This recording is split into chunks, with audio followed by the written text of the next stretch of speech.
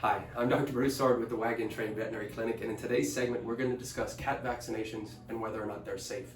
So my assistant Cole and I put together a list of questions that we're going to run through to hopefully give you a better understanding of cat vaccinations and their safety. Cole? Dr. Broussard, can my cat have an allergic reaction to a cat vaccine? Yeah. Short answer is yes. Yes, they absolutely can. Anytime you put something foreign into the body of a living creature, there is a potential for a reaction to that said something foreign. Vaccines are no different. You're putting a modified form of a virus, or in some cases bacteria, into that cat, and sometimes their immune system might go overboard with its reaction towards that particular item. So yes, they can have reactions, absolutely. Can my cat get cancer from vaccinations? Yes, the unfortunate answer is yes, they can. There is an injection site tumor called a fibrosarcoma that they can sometimes develop. I have been in practice for 21 years, and I think I have seen 3 in 21 years. Is it common? Obviously, no, not common at all. And in fact, there's been a lot of changes to vaccine in probably the last 10 to 12 years or so, and I'm just randomly picking that time frame, but around there, to where they changed. It used to be due to what's called the adjuvant, the carrier in the vaccine. They would put an additive in vaccinations to stimulate the immune system, and it's thought that a lot of the adjuvants in some of the vaccinations, particularly the old leukemia vaccines, were thought to be the ones to do that.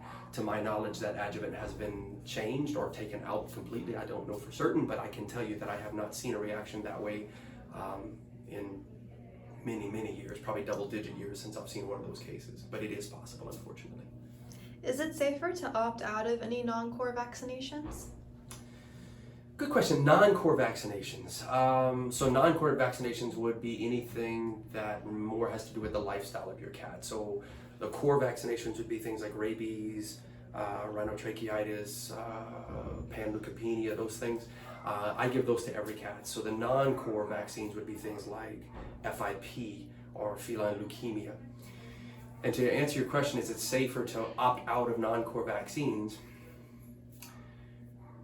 I suppose you could say that, only in the sense that I'm not about vaccinating every cat for every disease that's on the planet if they're never going to be exposed to them. So if I have an animal that's 24/7 indoors in a double locked room and is never going to step foot outside and no other cats coming in, would I be fine with just doing those minimal core vaccines? Yes, I would. Of course I would.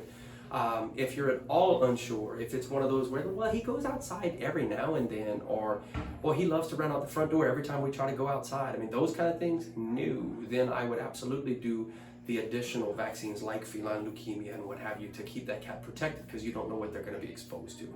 But I think in the realm of, or in the light of this discussion that we're having about reactions to vaccines and their safety, my honest answer would be, if that cat never has a risk of being exposed to what you're considering vaccinating for, then I ask you, what's the point? Why do something that they'll never be exposed to? So that's my answer there. Okay, short and sweet today, guys. Thanks for tuning in. I appreciate it. If you have any questions, reach out to us. You can catch us on Facebook, call me here at the office, or come on by if you want to do it the old school way and visit with me. You can do so. But again, I appreciate you tuning in, and we'll talk to you soon. Thanks so much.